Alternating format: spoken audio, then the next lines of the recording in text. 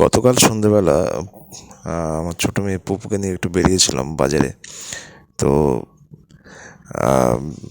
বাড়ির সামনে একটা মন্দির আছে, সেখানে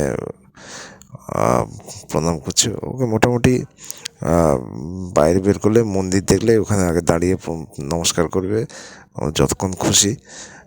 দেখতেই পাচ্ছেন আর একটা মন্দির, এটা ব্রহ্মা আর মহেশ্বরের মন্দির। এখানে ভেতরে ঢুকে প্রণাম করছে, বারবার ডাকছি চলে আসার জন্য, পেছনে দেখছে আবার প্রণাম করছে। এরকমভাবে ও মানে চলতেই থাকে ও যতক্ষণ ইচ্ছে প্রণাম করেই যাবে।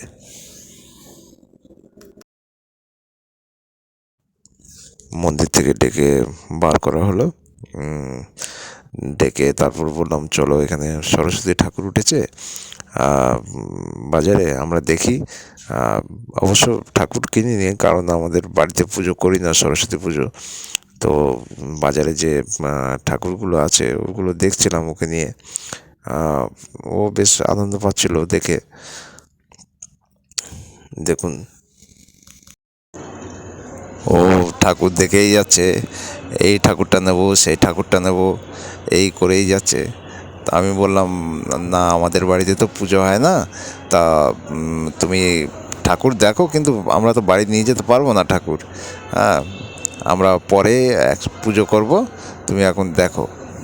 তা ও তাদের রাজি, ঠাকুর দেখছে এখন, এই ঠাকুর সে ঠাকুর খালি দেখেই যাচ্ছে। এরপর আমরা চলে এলাম মাছ বাজারের দিকে। মাছ বাজারে মাছ কিনবো, তাই দেখছিলাম মাছ বাজারে মাছ দেখছে। ও বাজারে কমই আসে, তা আজকে একটু বায়না করলো যে আমার সাথে একটু বাজারে আসবে। তা আমি বললাম, চলো গিয়ে তোমাকে ঘুরিয়ে নিয়ে আসি। তা এখন এই মাছ বাজারের দিকে এসছে, ঠাকুর দেখা হয়ে গেছে, মাছ বাজারের দিকে আসছি। মাছ কেনা হলো, এবার সবজির দিকে আসলাম, সবজি একটু কিনবো।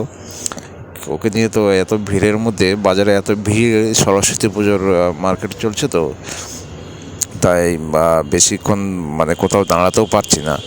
তা এখন এই সবজি বাজারে এলাম, সবজি কিনবো, সবজি কিনে চলে যাব বাড়িতে। আর একটু ঠান্ডাও আছে, ওকে নিয়ে ঠান্ডার সময় বেশি ঘুরবো না। তো এই সবজিটা কেনা প্রায় কমপ্লিট হয়ে গেছে। সবজি কেনা হয়ে গেলে মোটামুটি আমরা চলে যাব ঘরে।